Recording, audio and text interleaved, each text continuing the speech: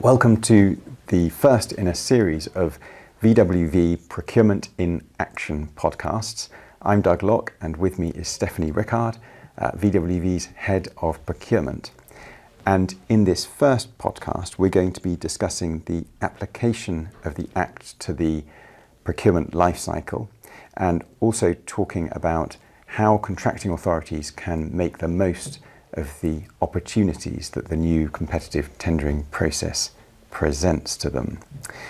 So, Stephanie, it's the Procurement Act 2023, but it comes into force in October of this year, 2024. Yeah, very exciting. So, very exciting indeed. What are the main aims of the new Act? So the main aims of the new Act are to introduce a new procurement system into England, Wales and Northern Ireland. And transparency is going to be at the core of the new system. It's also aimed at making the procurement process ideally simpler and more flexible for contracting authorities to use. And finally, it's drafted to comply with the UK's other international obligations. Lovely. Okay. And in this series of podcasts, we're going to be setting out the changes that particular element of the Act introduce, then looking at the key terminology surrounding those changes, and then giving because some... one of the things that's very interesting about the Act is that because the intention is to make it easier to read, the government have used a new set of terminology. So a lot of the terms are going to be unfamiliar to contracting authorities. So we'll be talking about some of those terms to make it easier. Lovely. And then some case studies to sort of to bring it alive, to make it practical. In terms of the key changes relating to the life cycle, the procurement life cycle, what are those? Okay. So one of the really important things to note about the Act is that it extends the scope of regulation to the whole procurement life cycle. So previously the focus was really on the actual procurement process, but now it's really important to understand that the Procurement Act catches really early on when contracting authorities are thinking about their pipeline of coming procurements through to actually market engagement in relation to a procurement process, carrying out the procurement process, awarding the contract, but then it continues, so there are new contract management provisions that apply for the life of the contract. So that's a really big change. The other change with relation to the processes is that one of the concerns about the existing regime is that it's been too inflexible and not in line with modern date tendering. So there's a new build your own procurement process that's been introduced. Good. And the terminology, because there's a lot of terminology, some was gone from the old regime, new terminology come in. So in terms of new technology, covered procurement is a new terminology. We've talked about the fact that the procurement life cycle has been extended. So the covered procurement is aimed at saying when contracting authorities are, or they can only award a contract in accordance with the procedures set out, and the full procedures set out under the Act. So that's one term. We've also got a conditions of participation, and that is aimed at replacing the old selection questionnaire terminology, which referred to financial standing and technical ability of a supplier to perform a contract. We've got a new central digital platform, which is an enhanced find a tender. And this is the place where contracting authorities put their notices on, but it's going to have another functionality, which is that suppliers are going to be able to register their details and complete all the information that you would have in a selection questionnaire in terms of their conditions of participation. Stephanie, how many processes are there under the Act for tendering? The good news is that the Act reduces the number of processes from 7 to 2. That sounds like a big reduction. Is that a good thing? Yes, and I think it's a real simplification. So there are now 2 options for competitive tendering. The first is to use the traditional one-stage open procedure, or to design your own, build your own competitive flexible procedure. Yeah, absolutely. And I think you've got a case study that will illustrate that. Yes, I thought it would be really useful to talk through how you can build your own flexible procedure to meet your requirements. And I've chosen a procurement of a new IT system because traditionally they've been quite complex under the rules, because under the current regime, if you want to go forward for a straightforward procedure, there's very little flexibility. I see. So the case study, we've got an IT supplier and a council that wants to procure the IT supplier. How are they going to go about it? It's important to note for this scenario that we're looking at a solution which can be bought out of the box, but there are a range of potential solutions on the market, and the council wants to test the solutions and see which is going to be the best one for its requirements. And when you say test it, so that would mean a demo phase? Yes, so that's one of the really good features of the Act, in that councils are now much easier able to introduce a demo of IT solutions, and that's one of the things that in this scenario the council wants to build into the process. So previously you couldn't do a demo phase, or perhaps you could do it but only under certain circumstances? You could only do it under the competitive dialogue process or the competitive procedure with negotiation, but a lot of bidders are put off using those complex procedures because they're perceived to be very lengthy and take a lot of time to get through. Right, so this time you've got a snappier procedure where you can have the demo built into that shorter procedure. Right, okay, so what are the stages then of this procedure? So in the stage that we have chosen, we're looking at a 2 or 3 stage process. So how is the council going to go about this in this case study? What are the stages it's going to follow? So stage 1 would be the process that all contracting authorities would follow, where it would assess the ability or whether the candidates are suitable suppliers and have the capability to perform the contract. Mm-hmm. So that's the assessment of conditions of participation stage, which replaces the selection qualification stage. Right, so whether they're suitable suppliers, whether the supplier is up to the job. Yeah, absolutely. Yeah.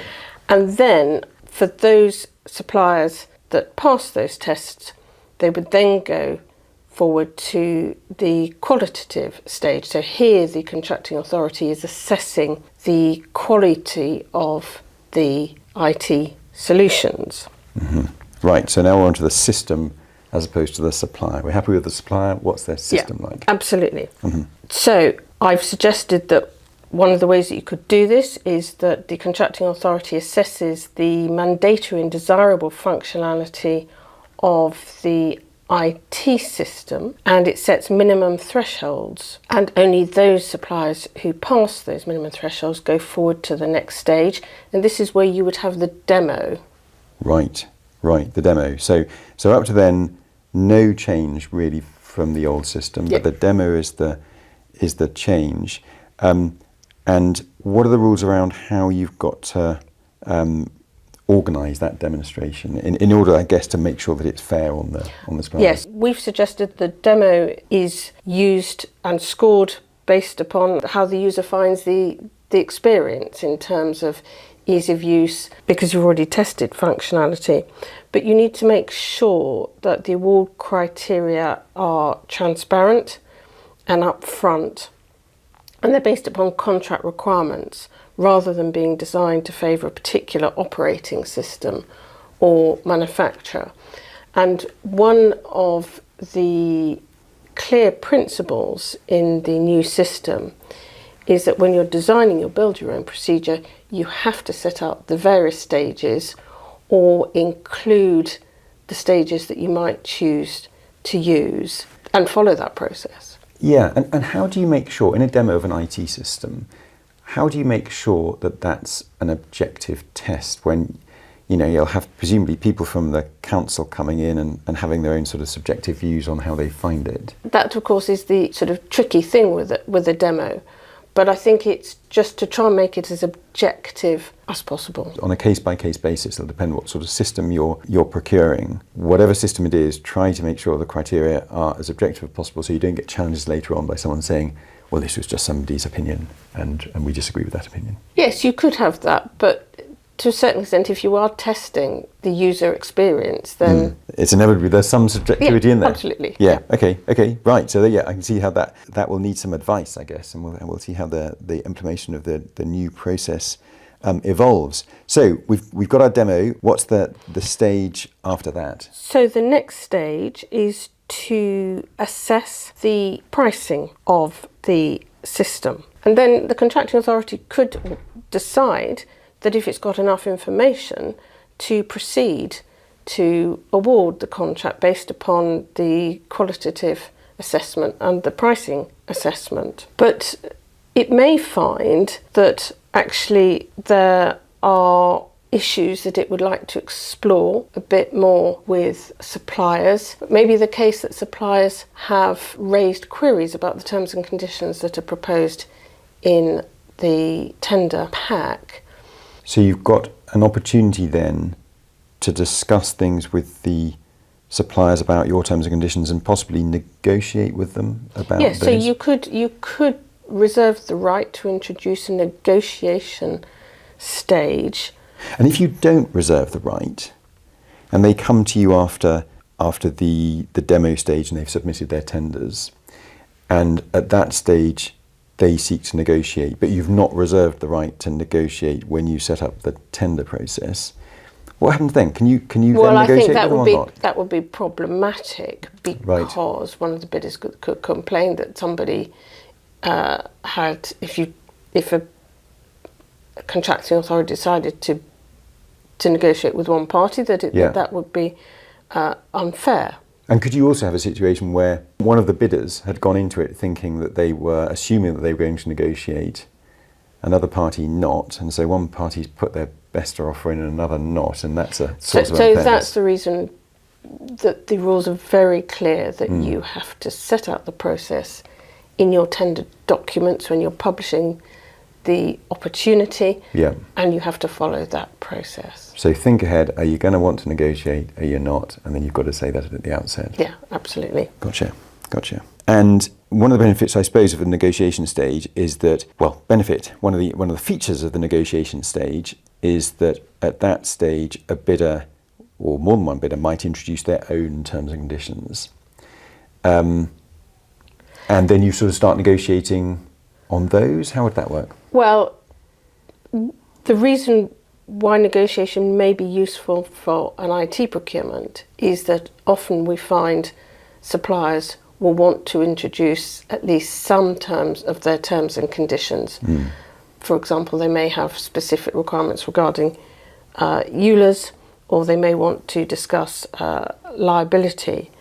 And sometimes they may be in the best position to set out what's the best terms and conditions. So you've got, they might have their terms and conditions that suit their product, whereas the council might have more general terms and conditions, and it's more hassle for them to try to change them to suit the product than start with the supplier's terms and conditions as a sort of more, I suppose, bespoke starting point. Absolutely. I suppose as a tip, we would recommend that negotiation is kept focused to a number of key areas so that it doesn't become a long and protracted process, because that takes away. And can you say that when you say this process will involve a negotiation stage, can you say, but only on these areas? Yes, absolutely. Okay. I can see how that would give you the flexibility without it sort of dragging on into some huge negotiation. Great. Okay, so our negotiations are done. What happens then? Well, there's also the possibility to introduce a best and final offers stage. Again, this would need to be set out in the tender documents, and it would require bidders to submit a final bid. with all of these things, you've got to make sure that your process is reasonable and practical. And I've also got a concern that if contracting authorities regularly use a PAFO stage, then suppliers will get wise to that, and they won't always offer their lowest price on the basis that they'll expect to have a PAFO stage. Right, so which could drag things out. Yeah. Yeah. And do the negotiation and the BAFO, best and final offers stage, do they come together? Is it possible to have a negotiation without a BAFO? Is it possible to have a BAFO without a negotiation? Absolutely, yes. Right, okay. Good. So, and then we think carefully about that because we don't want to drag it out with people putting opening gambits in their initial bids. So, and then we choose on the basis of the best and final offers if we've gone for that stage.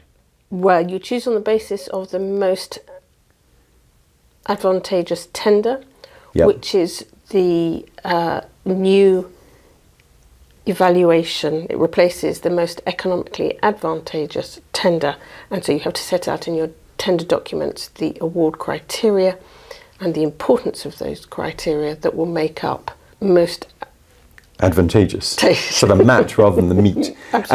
And what in practice, I know we covered this in a sort of an earlier section, but can you just remind us in practice the difference between a mat and a meat when we're making that decision? There's been a lot of discussion about whether there is a difference, right. And in practice I think not. Right, okay, right.